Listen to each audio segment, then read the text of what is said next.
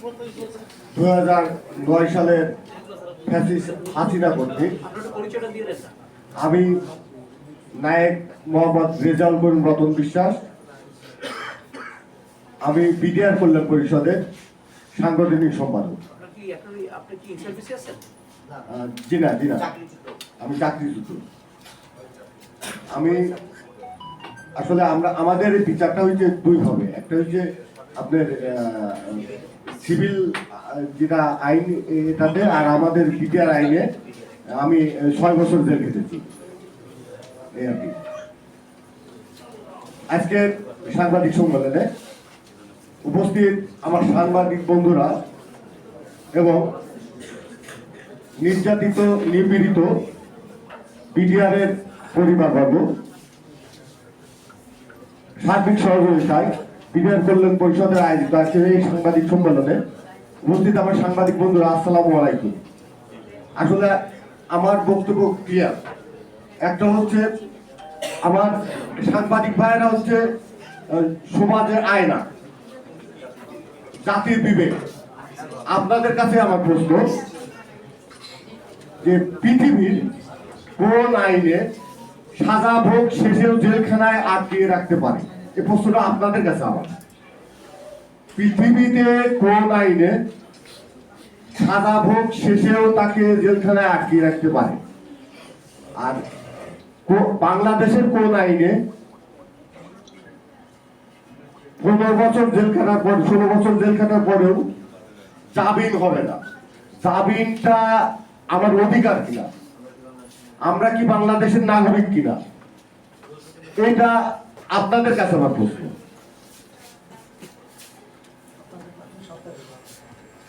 আমরা এই জামিনের জন্য এই ফ্যাসিস্ট হাসিনার পতনের পরে আমরা 4 বার জামিন আবেদন করেছি।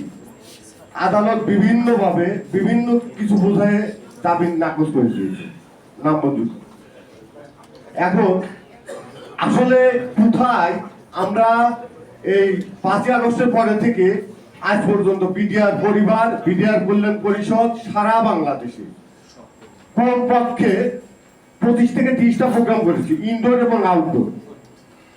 কিন্তু আমরা কি কারণের জন্য ওই সরকারের কাছে পৌঁছাতে পারতেছি না? আমাদের মেসেজটা সরকারের কাছে যাচ্ছে না। কেন যাচ্ছে না এটা আপনারা একটু আমাদের একটু সরকারকে, আমাদের বর্তমান সরকার থেকে একটু জেনে আমার দেশবাসীর কাছে বলবেন। আমার একটা বিশ্বাস, আমরা সারা বাংলাদেশে যে প্রোগ্রাম করেছি, ঢাকাতে প্রোগ্রাম করেছি, অনেক প্রোগ্রাম করেছি, অনেক ইনডোর আউটডোর। এখন ঘটনা হচ্ছে যে আমরা যেখানে যাই, চার দোকানে যাই, বাসে যাই, ট্রেনে যাই, যেখানে যাই, সবাই আমাদেরকে বলে আপনারা চাকরি ফেরত পাবেন অথবা সবাই মুক্তি পাবেন।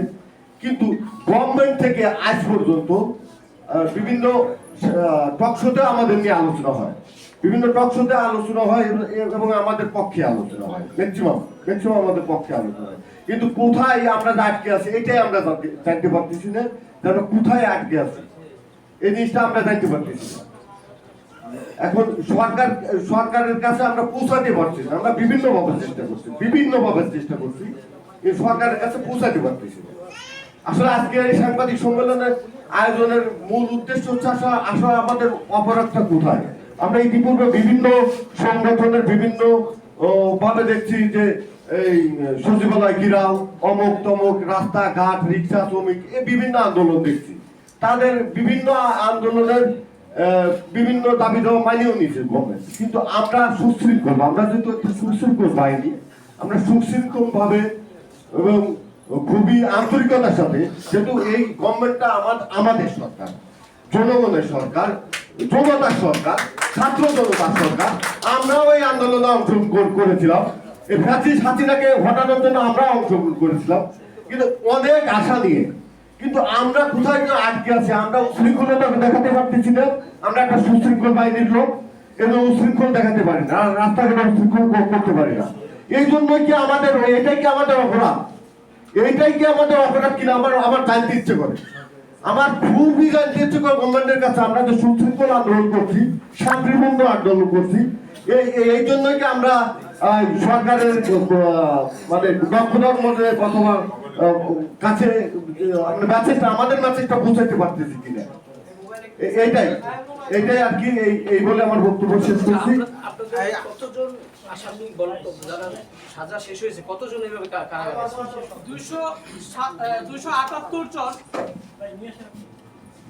278 জন এখন পর্যন্ত খালাসপ্রাপ্ত, এখনো তারা জেলবন্দি অবস্থায় আছে। যে খালাসপ্রাপ্ত মানে বিস্ফোরক, মানে শুধুমাত্র বিস্ফোরক দ্রব্যের নামে একটা যে মামলা, ওই মামলায় তাদেরকে আটকানো আছে। তারা যে মূল মামলা, ওই মামলায় তারা খালাসপ্রাপ্ত, তারা হচ্ছে 278 জন। এর ভিতরে 2 জন মারা গেছেন।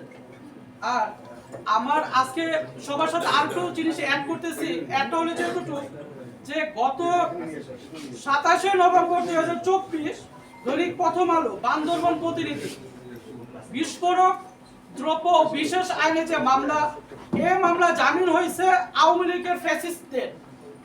দ্বিতীয় হচ্ছে যে 9/10/2024 তারিখে আমাদের সাবেক পরিকল্পনা মন্ত্রী এবং আমাদের যে সাবির হোসেন চৌধুরী বন পরিবেশ মন্ত্রী, জলবায়ু মন্ত্রী, তার জামিন হইল। অথচ একই ধরনের মামলা, একই মামলায় বিডিআর সদস্যদের কেন এখন পর্যন্ত জামিন হয় না?